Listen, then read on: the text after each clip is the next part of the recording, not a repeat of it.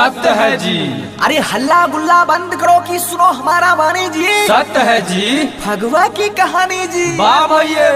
अरे कलयुग में एक ऐसा तरस देखा, बंदर दूहे गाय जी। सत्य है जी।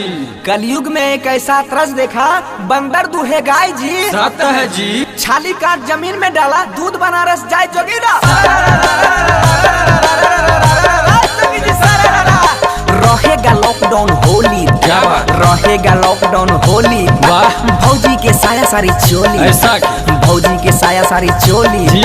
2 गज का मजबूरी है, 2 गज का मजबूरी है। रंग लगाना जरूरी है, फिर होय रे ये होली है।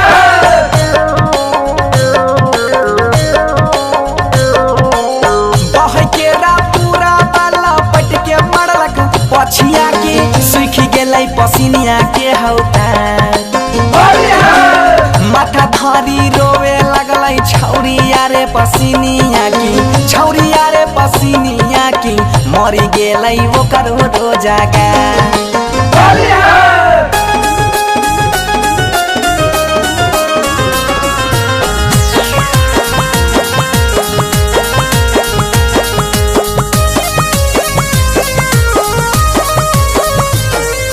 भैया हो भौजी का माल करे छा, भैया हो भौजी का माल करे छा। आइगना आइगना भेल घुरे छा, आइगना आइगना भेल घुरे छा। खौछा में बीड़ी सलाए रखे छा, खौछा में बीड़ी सलाए रखे छा। भुइया पर भुइया उड़ाए मारे छा, फिर हाय रे ये होली है। छौरी देखी लू चाहबा कना फू चाहबा के जमोइया रे, ओकरे बनैले कहिया पनैया।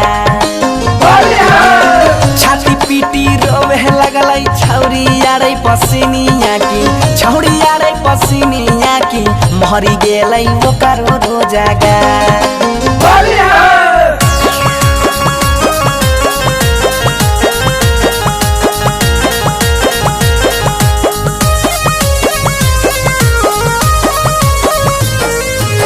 पिए खातिर पहुँचे लगलै लफुअन के टोली यारे, चखना में मांगै छैया चा।